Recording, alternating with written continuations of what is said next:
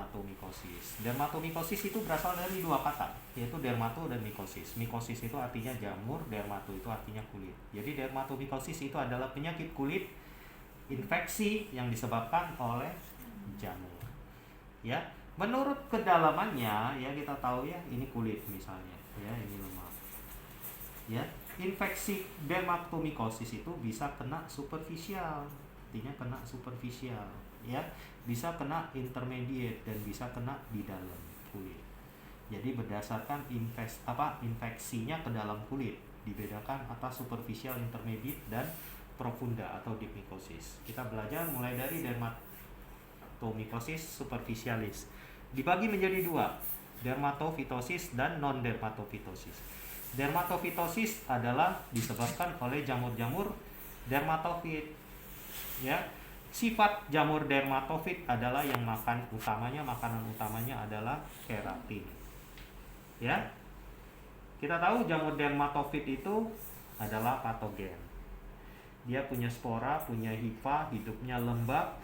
Kalau menurut environment-nya atau lingkungannya, ada yang bersifat geofilik. Geo artinya tanah, jadi suka pada tanah. Ada yang bersifat zoofilik, suka pada hewan. Ada yang bersifat antropofilik, suka pada manusia. Jadi kita harus tanya nanti untuk penata laksanaan non medikamentosanya, ini ada hubungan dengan tanah enggak? Kalau ada hubungan dengan tanah, dia harus dicegah pakai pelindung dan sebagainya. Kalau ada hewan, ya hewannya diobatin juga. Ya, dengan manusia, manusianya diobatin juga. Ya, selain dia makan keratin, jamur dermatofit juga makan glukosa, sehingga nanti media biakannya namanya seborrhoeic. Ya, golongan jamur yang non dermatofit dibagi menjadi 3 golongan, yaitu Microsporum, Epidermophyton dan Trichophyton. Ya, jadi 3 genus ini. Selain dari jamur dermatofit, kalau dia kena superficial namanya non dermatofit. Ya, gejala klinisnya. Ya, cara penamaan daripada dermatofitosis ini biasanya awalnya kita kasih namanya tinea. Berdasarkan lokasinya. Misalnya lokasinya adalah misalnya di kepala, berarti tinea capitis. Ya, di badan tinea corporis. Ya, di wajah tinea facialis. Ya, di selangkangan tinea chloris dan sebagainya. Ya, jadi berdasarkan namanya tinea, nama akhirnya berdasarkan lokasi. Ya.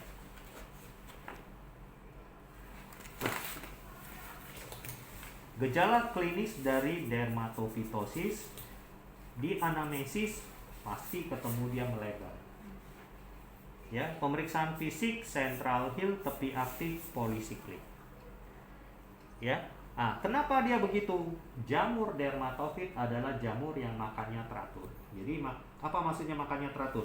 Jadi kalau di sini ada keratin, dia makan dulu keratinnya sampai habis, dia baru melebar keluar. Dia makan lagi. Jamur keratinnya sudah habis, dia baru melebar lagi. Sehingga kesannya apa? Kesannya tepinya ini aktif karena jamurnya banyak. Tengahnya central hill, tepinya aktif. Ya, melebar karena sifatnya tadi ini kan. Nah, dan satu lagi polisiklik. Kalau ada beberapa ini juga ada jamur dia melebar. Ini juga ada jamur melebar. Akibatnya terjadi apa? Polisiklik, bulatnya banyak. Ya. Jadi ini harus ada. Kalau ada ini sudah pasti dia dermatofitosis, tinea. Ya. Kemudian pemeriksaan penunjang bisa dengan melakukan KOH. Ya. Dasar KOH itu adalah melisiskan keratin atau melarutkan keratin. Jadi misalnya ini. Jadi kita kerok kulit, kita kerok. Ini kan ada keratinnya coklat-coklat. Ini ada jamurnya. Ya, kita siram pakai KOH. Yang coklat-coklat ini semua hilang karena dia larut. Yang tinggal apa? Jamurnya. Jadi kenapa jamur hanya bisa periksa dengan tulasan KOH, karena KOH itu bisa meragukan keratin. Jadi tinggalnya nanti jamurnya bisa diperiksa. Nanti apa yang diperiksa? Unsur-unsur jamurnya seperti spora, hifa. Ya, khas jamur dermatofit, hifanya panjang, bersepta dan bercabang, sehingga disebut dengan tube-like hifa atau tube structure hifa. Bisa juga dilakukan dengan lampu Wood. Kita tahu bahwa setiap jamur itu dia punya metabolik. Metaboliknya itu kalau terkena lampu Wood, dia akan memancarkan fluoresensi. Jadi masing-masing beda-beda. Ya, bisa juga dengan melakukan biakan pada media seborot agar. Jadi dia tumbuh. Kayak kita nanam bunga. Ini bunga mawar. Kita lihat udah bunganya berbentuk mawar. Ini bunga mawar.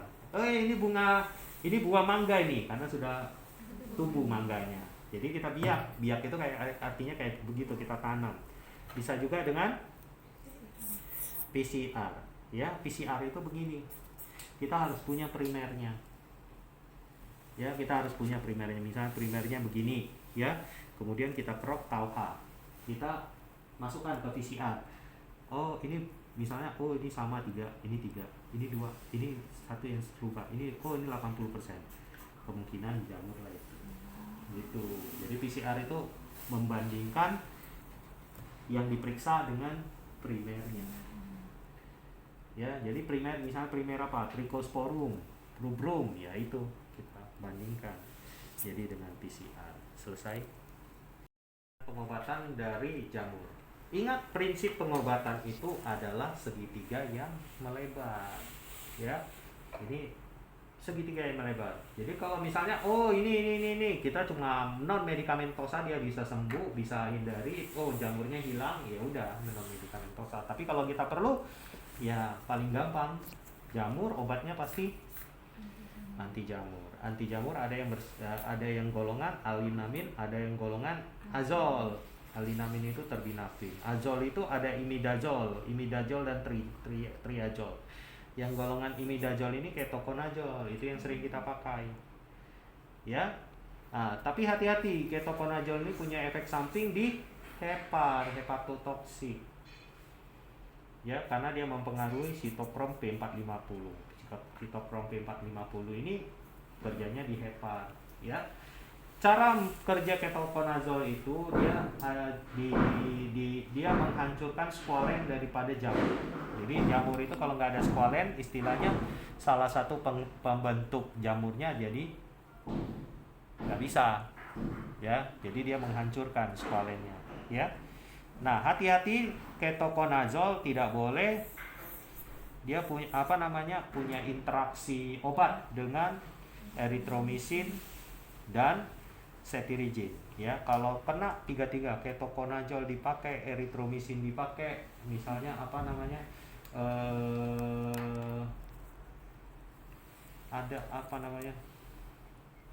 tarbutalin atau apa kan, dia bisa mengakibatkan cardiac arrest. Ya, jadi hati-hati interaksi obatnya. Ya, cara pengoleskan ketoconazol atau anti jamur, ya. Anti jamur, ya. Pertama-tama ya kita oleskan aja dulu ini. Sudah itu jangan lupa tepinya dilebarin 1 cm dari luarnya. Supaya apa? Karena jamur itu paling banyak di tepi. Nanti kalau cuma diolesin di sini dia melebar. Ininya nyembuh tapi melebar. Ya, jadi jangan lupa tepinya dilebarin sekitar 1 cm supaya bisa tuntas. Selesai. Mikosis superficial yang bukan disebabkan oleh dermatofit. Jadi selain dermatofit namanya non dermatofit. Yang dermatofit yang penyebabnya tadi Microsporum, Epidermophyton, Trichophyton. Jadi selain dari 3 genus itu semua masuk non dermatofitosis. Salah satu yang paling terkenal adalah Pityriasis versi kolon. Ya, apa maksudnya pityriasis? Pityriasis itu adalah sisik halus. Versi banyak, kolor warna. Jadi dia sebenarnya banyak warna. Kenapa dia bisa banyak warna? Karena kuman jamur yang namanya Malassezia purpur. Ya, Malassezia purpur itu sebenarnya dia adalah flora normal. Ya, Malassezia purpura ini setiap dia beraktivitas dia mengeluarkan metabolik. Ya, metaboliknya namanya asam azelaic. Ya, asam azelaic menghambat melanogenesis atau menghambat terjadinya melanin. Sehingga apa yang terjadi? Hipopigmentasi. Pityriasis versicolor, nah bahasa Indonesianya panu ya. Ya.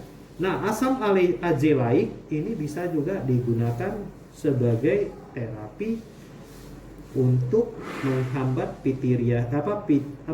Propionibacterium acne. Ya, jadi sebagai antibiotik untuk menghambat P. acne. Ya, makanya di lesi-lesi yang hipopigmentasi itu biasanya jarang ada jerawat. Ya, karena asam azelaic-nya menghambat P. acne-nya. Sudah? Nah, kita masuk ke dalam gejala klinisnya. Gejala klinisnya semua udah tahu lah ya. Dia satu ada pityriasis, berarti ada sisik halus. Ya. Kemudian warnanya biasanya putih, tapi bisa juga berwarna merah, tergantung melanin kita bergantung sama metabolik yang dihasilkan oleh Malassezia purpurnya.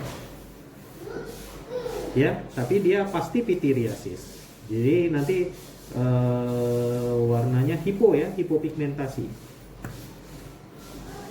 Ya, itu gampang lah kenalnya. Semua orang rata-rata sudah tahu lah apa itu panu.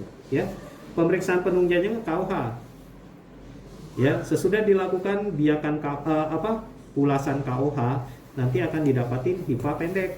Sporanya banyak, sehingga jadi nampaknya nanti kesannya seperti spaghetti and meatball appearance. Spaghetti itu hifa pendek. Meatball itu sporanya yang banyak-banyak. Jadi kesannya nanti spaghetti and meatball appearance. Tapi nanti dilihat gambarnya. Kalau aku lihat sih enggak kayak spaghetti and meatball, tapi udah buku textbook bilang spaghetti and meatball, aku nurut aja lah. Mungkin lah. Kalau aku lihat kayak apa ya? Kayak cendol gitu nah, es cendol gitu nah. Nanti kalian lihat gambarnya. Ya. Nah, sudah, pengobatannya sama, anti jamur. Ya, nanti selain pemeriksaan penunjang, selain KOH bisa juga dengan biakan. Ya, bisa juga dengan lampu wood. Kalau pada lampu wood nanti dia warnanya kuning keemasan. Ya, Malassezia menghasilkan warna kuning keemasan. Ya, terapeutiknya sama anti jamur. Ya, yang tidak boleh nanti yang lembab lah paling ini. Oke, selesai.